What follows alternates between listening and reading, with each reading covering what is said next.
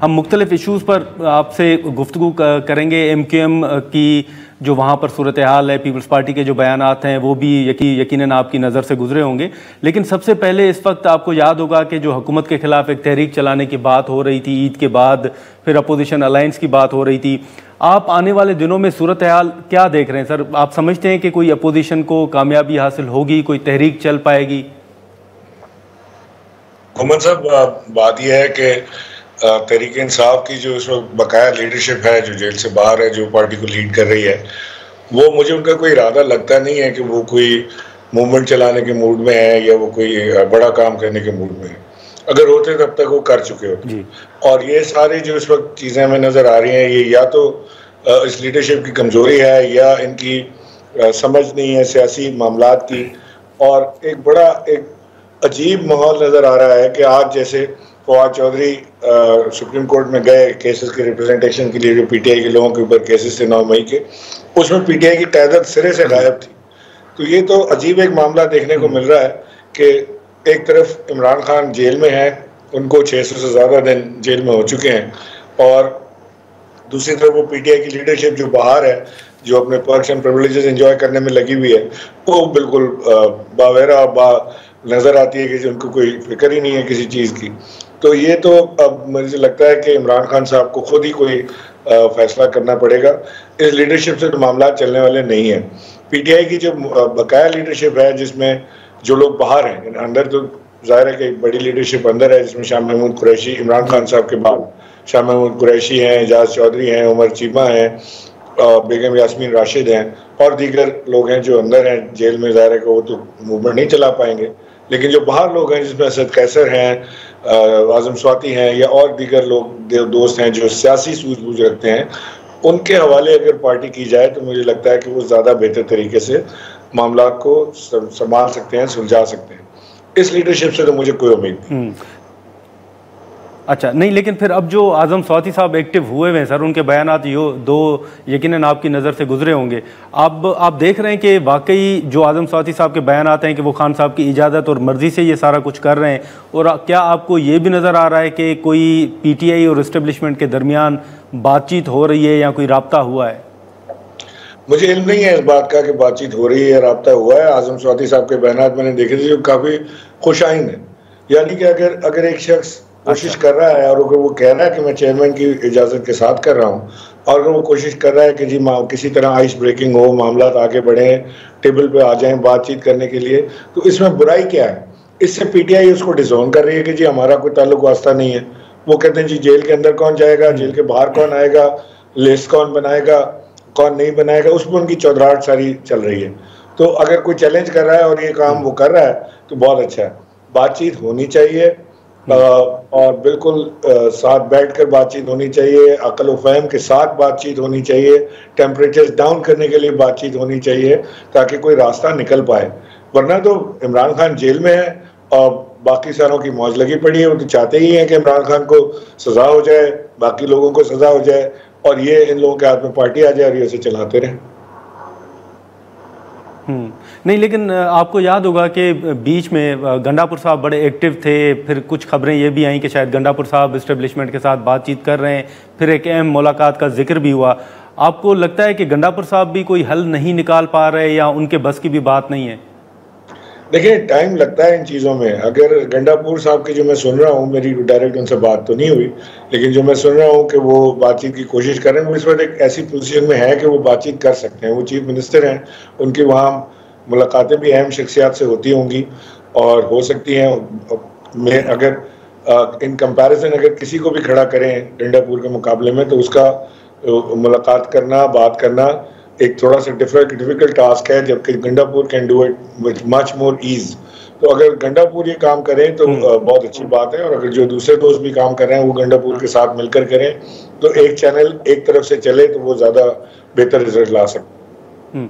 लेकिन इमरान इस्माइल साहब, आपको याद होगा कि जब ईद से पहले मौलाना साहब के साथ पीटीआई के लोग मुज़ाकरात कर रहे थे, तो अब मौलाना साहब के मुताबिक उस वक्त ये कमिटमेंट की गई थी कि एतमाद में लिए बगैर इस्टेब्लिशमेंट के साथ कोई राब्ता या बातचीत नहीं करेगा। अब आप तो कह रहे हैं कि आज़म स्वाति साहब जो कुछ कह रहे हैं वो खुश आइंद है, लेकिन आपको नहीं लगता कि फिर अगर वो बातचीत करेंगे तो मौलाना साहब जो उनके साथ चलने के लिए तैयार हो रहे थे वो शायद फिर उनके साथ नहीं चल पाएंगे और इसी तरह अपोजिशन को फिर नुकसान होगा? देखें, अब तक तो ये मौलाना साहब से कोई चीज़ तय नहीं कर पाए अभी तक, ना ही कोई इंटेंशन नज़र आती है कि वो मौलाना साहब के साथ कोई चीज़ तय करना चाहते हैं। बात यह है कि अगर एक ग्रैंड ऑपरेशन अलायंस भी आप नहीं बना सकते, पॉलिटिकल समझबूझ आपके पास है नहीं, इसीलिए आप ये इस फ्रंट पे भी नाकामी है, उधर भी आपको नाकामी हो रही है, आप पब्लिक को लेके रोड पे भी आने में भी नाकाम है, आपको मूवमेंट जनरेट करने में नाकाम है, आप अजीब अजीब हरकतें करते हैं कि जी 3 से 7 बजे तक हम भूख हड़ताल करेंगे, वो भी 3 दिन के लिए। तो ये तो एक मज़ा खेज क़यादत सामने है। और अगर कोई शख्स कोशिश कर रहा है किसी तरह, तो वो उसको भी चाहिए ये है कि वो, अगर उनको इमरान खान की अगर हिमायत हासिल है इस बात के लिए, तो वो मौलाना फजलुर रहमान और दीगर अपोजिशन के लोग जो उनके साथ बैठ के बातचीत करते हैं, उनसे उनके कान में ये बात डालनी चाहिए, उन्हें बताना चाहिए कि हम ये काम करने जा रहे हैं और हम ये काम कर रहे हैं। मौलाना फजलुर रहमान भी एक कन्फ्यूजन का शिकार है। तो कन्फ्यूजन ये है कि वो कहते हैं कि मैं बात किससे करूं, ये क़यादत जो है, ये क़यादत तो सियासी है नहीं और मैं इनको जानता नहीं, ना वो सलमान अकरम राजा को जानते हैं, ना बैरिस्टर गौर को जानते हैं, ना किसी और को जानते हैं। वो तो जाहिर है कि सियासी आदमी है, उन्होंने सारी ज़िंदगी सियासत में गुजारी है, तो वो सियासी लोगों को जानते हैं, वो असद कैसर को जानते हैं। असद कैसर के थ्रू बातचीत हो तो ज़्यादा मुनासिब और बेहतर बातचीत हो सकती है, ये मेरा ऐसा मानना है। और मौलाना साहब को भी इस बात को अंडरस्टैंड करना चाहिए कि पाकिस्तान तहरीक इंसाफ इस वक्त एक बड़े मुश्किल मरहले से गुजर रही है। कोई आम सियासत नहीं हो रही है, जैसे दूसरी पार्टियां कर सकती हैं सियासत, एमक्यूएम कर सकती है, पीपल्स पार्टी कर सकती है। लेकिन इमरान इस्माइल साहब, इस वक्त ये जो शेर अफजल मरवत साहब के बाद यहाँ सलमान अकरम राजा साहब के खिलाफ कुछ बयानात जो है, उसके बाद जो सूरत हाल पैदा हुई है, अब इसमें कुछ बयानात ये भी आ रहे हैं कि शायद पीटीआई के अंदर फॉरवर्ड ब्लॉक भी है और आने वाले दिनों में कुछ लोग जो हैं वो पीटीआई छोड़ भी जाएंगे, जैसे हुकूमत दावा कर रही है कि कुछ अरकान हमारे साथ राब्ते में हैं। आप कोई पीटीआई के लोग टूटते हुए देख रहे हैं? देखें, मैं समझता हूँ कि पीटीआई को इस वक्त जो भी छोड़ेगा वो उसका पॉलिटिकल कैरियर तो ख़त्म हो जाएगा। टेम्प्रेरी फ़ायदा ज़रूर उसको हो सकता है हुकूमत से कोई चीज़ मिल जाए छोटी मोटी, लेकिन पॉलिटिकल कैरियर उसका बाकी नहीं रहेगा, क्योंकि पीटीआई इटसेल्फ तो इस वक्त कुछ भी नहीं है ना। PTI is no entity at the moment, it's all about Imran Khan. ये इमरान खान ही है जिसकी वजह से पीटीआई कायम और दायम है। अगर आप इमरान खान को माइनस करते हैं तो पीटीआई में तो कुछ दम खम है ही नहीं, तो बाकी कुछ नहीं बचता उसके अंदर। तो लिहाजा जो लोग भी इमरान खान का साथ छोड़ेंगे इस वक्त और वो कहीं और चले जाएंगे, किसी और को ज्वाइन कर लेंगे, तो मैं नहीं समझता कि आगे उनका कोई सियासी मुस्तकबिल बाकी रहेगा सियासी में। लेकिन इस वक्त इमरान इस्माइल साहब, डिप्लोमेट्स के हवाले से भी बड़ी बातें हो रही हैं। अमरीकी वफ़द जो है वो पाकिस्तान जब आया, अहम मुलाकातें हुई, तो फिर हुकूमती अरकान मुतमईन नज़र आ रहे हैं कि उन्होंने खान साहब के हवाले से कोई बात नहीं की। हमने कुछ तस्वीर या कुछ ख़बरें भी देखी जिनमें आपकी भी वक्तन ब वक्तन मुख्तलिफ जो डिप्लोमेट्स हैं उनसे मुलाकातें होती रही हैं। फवाद चौधरी साहब भी उनमें मौजूद थे। आपसे मुलाकातों में डिप्लोमेट्स ने कभी खान साहब का जिक्र किया है, कोई बात हुई है? जी बिल्कुल हुआ है, हमारी डिस्कशन हुई है खान साहब के ऊपर, एट लेंथ डिस्कशन हुई है। और मैं समझता हूँ कि इस वक्त एक बड़ी गोल्डन अपॉर्चुनिटी थी पीटीआई के पास कि इनको जाके उन सेनेटर्स के साथ मुलाकात करनी चाहिए थी। और जहाँ तक मुझे इल्म है, पता लगा है कि वो भी पीटीआई की अंदरूनी जो लड़ाई है उसके अंदर वो मौका भी इन्होंने ज़ाया कर दिया। यानी 2 लोगों को बुलाया गया जिसमें उमर अयूब और बैरिस्टर गौहर शामिल हैं, और जो दूसरी तरफ थे कुछ लोग ऐसे नाराज थे कि जी उन्होंने हमें नहीं बुलाया लिहाजा हम नहीं जाएंगे, तो वो नहीं गए और उन्होंने वो मौका ज़ाया कर दिया। नहीं तो इमरान साहब, डिप्लोमेट्स क्या सोच रहे हैं? कौन से डिप्लोमेट्स आपके मुताबिक वो बात कर रहे हैं खान साहब के इशू पे, और उनकी क्या राय है, वो क्या सोच रहे हैं? नहीं देखिए, डिप्लोमेट्स तो हर इशू पर बात करते हैं, उनको वो इकोनॉमी पे भी बात करते हैं, वो पाकिस्तान के मुस्तकबिल पे भी बात करते हैं, टैरिफ पे भी बात करते हैं, वो खान साहब के ऊपर भी बात करते हैं, वो नवाज शरीफ के ऊपर भी बात करते हैं।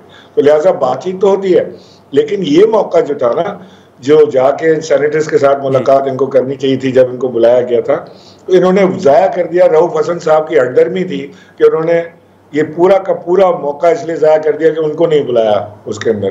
तो इनका होना इतना ज़रूरी था कि या तो ये जाएंगे वरना डेलीगेशन ही नहीं जाएगा, कोई मुलाकात ही नहीं करेगा।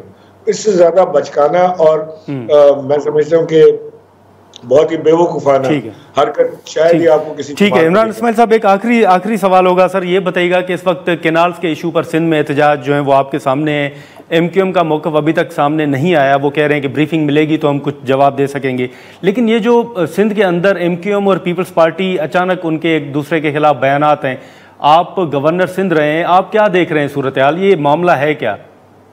एमक्यूएम तो फ़ोन का इंतज़ार करती है, अपना डिसीजन तो ले नहीं पाते हैं, तो वो फ़ोन का इंतज़ार करते हैं कि जी फ़ोन आ जाए तो उनको, या कोई पर्ची आ जाए तो वो उसके ऊपर काम करें।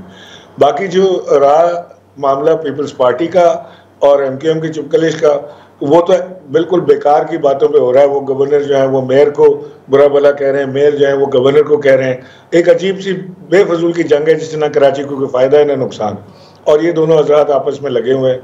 आई थिंक ये ख़त्म होना चाहिए। लेकिन कनाल का जो मामला है ये बड़ा सेंसिटिव मामला है। सिंध के अंदर कनाल्स नहीं बन सकती क्योंकि पानी नहीं है ऑलरेडी वहाँ पे, और पीपल्स पार्टी का पहले स्टैंड था कि जो कनाल बननी चाहिए, जो प्रेसिडेंट साहब के ट्विटर हैंडल से भी ट्वीट किया गया, और उसके बाद जब सिंध से रिएक्शन देखा तो पीपल्स पार्टी पीछे हटी है और अब वो दूसरी तरफ खड़ी है कि कनाल बनने नहीं देंगे। लेकिन कनाल के मामले पे सिंध में इस वक्त आग लगी हुई है। हर शख्स इस वक्त पीपल्स पार्टी की अपनी जो सियासी उनकी सोच है या सियासी जो समझबूझ है, वो उसको भी चैलेंज हुआ है। लोग इस वक्त मिलना नहीं चाहते, देखना नहीं चाहते, वो सिर्फ ये चाहते हैं कि उनके हकूक जो है, सिंध के हकूक जो है वो सिंध को मिलने चाहिए।